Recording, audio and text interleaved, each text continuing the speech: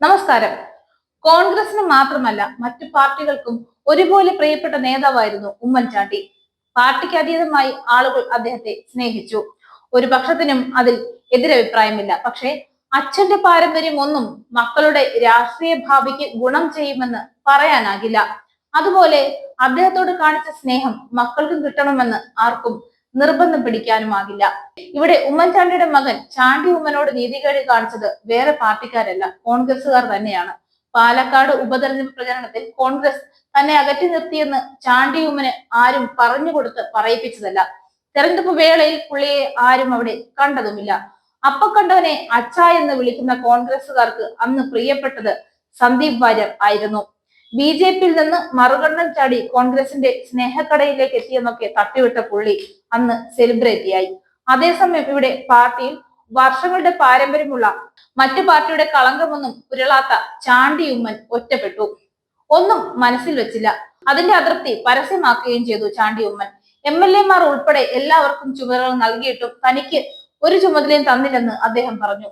അന്ന് പറയേണ്ടെന്ന് കരുതിയതാണ്. ഇപ്പോഴും കൂടുതൽ കാര്യങ്ങളൊന്നും പറയുന്നില്ലെന്ന് ചാണ്ടി ഉമ്മൻ പറയുന്നു.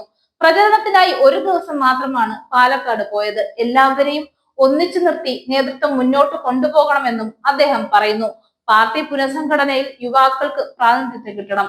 കെ സുധാകരൻ KPCC പ്രസിഡന്റ് സ്ഥാനത്ത് നിന്ന് മാറണമെന്ന അഭിപ്രായമില്ല. അത് ചർച്ച ചെയ്യാൻ പോലും പാടില്ല. ചിലർ മാറി നിൽക്കുകയും ചിലർ ഉൾപ്പെടാതെ വരികയും ചെയ്യുന്നു. എല്ലാവരെയും ചേർത്ത് പിടിച്ച് കൊണ്ടുപോകണം എന്നൊക്കെയാണ് ചാണ്ടി ഉമ്മന്റെ പക്ഷം. ആരെങ്കിലും തഴയപ്പെടുന്ന അവസ്ഥയുണ്ടായാൽ അത് അംഗീകരിക്കാൻ പറ്റില്ല എന്നാണ് ചാണ്ടി ഉമ്മൻ പറഞ്ഞത്. കെ സുധാകരന്റെ നേതൃമാറ്റത്തെ കുറിച്ചായിരുന്നു പ്രതികരണമെങ്കിലും പുള്ളി പ്രതികരിച്ചിൽ ഒരു സൂചനയുണ്ട്. തന്നെയും മാറ്റി നിർത്തിക്കൂടാ എന്ന സൂചന. എല്ലാവരെയും തുല്യമായി കരുതുന്ന നേതാക്കൾ വരണം, എന്നാൽ ഒരു പ്രത്യേക വിഭാഗത്തിൽപ്പെട്ടയാൾ തന്നെ വരണമെന്ന് ഞാൻ പറയില്ല. പാലക്കാട്ടെ ഉപതെരഞ്ഞെടുപ്പുമായി ബന്ധപ്പെട്ട് എല്ലാവർക്കും ചുമതല കൊടുത്തിരുന്നു, എനിക്കൊഴിച്ച്. അതെന്താണെന്ന് അറിയില്ല. ഇക്കാര്യത്തിൽ കൂടുതൽ ചർച്ചയ്ക്ക് തയ്യാറല്ല. അതുകൊണ്ടാണ് പാർട്ടി വിളിക്കുമ്പോൾ പോകണമെന്ന നിലപാടിലേക്ക് എത്തിയത്. തന്നെ നൈസായിട്ട് ഒഴിവാക്കുകയാണെന്ന് മനസ്സിലായതോടെ ചാണ്ടി ഉമ്മൻ ഇങ്ങനെ പ്രതികരിച്ചു. പക്ഷേ ചാണ്ടി ഉമ്മൻ സഹോദര തുല്യനാണെന്നും മറുപടി പറയാനില്ലെന്നും പറഞ്ഞ് രാഹുൽ മാങ്കൂട്ടത്തിൽ കൈമലർത്തി. പാലക്കാട് ഉപതെരഞ്ഞെടുപ്പിൽ അദ്ദേഹത്തിന്റെ സാന്നിധ്യം തന്റെ വിജയത്തിൽ വലിയ പങ്ക് വഹിച്ചിട്ടുണ്ടെന്നും രാഹുൽ മാങ്കൂട്ടത്തിൽ പറയുന്നു. ചാണ്ടി ഉമ്മൻ അതൃപ്തി അറിയിച്ചത് പാർട്ടി നേതൃത്വത്തെയാണെന്നും അതിൽ അഭിപ്രായം പറയേണ്ടത് നേതൃത്വത്തിൽ ഉള്ളവരാണെന്നും രാഹുൽ കൂട്ടിച്ചേർത്തു.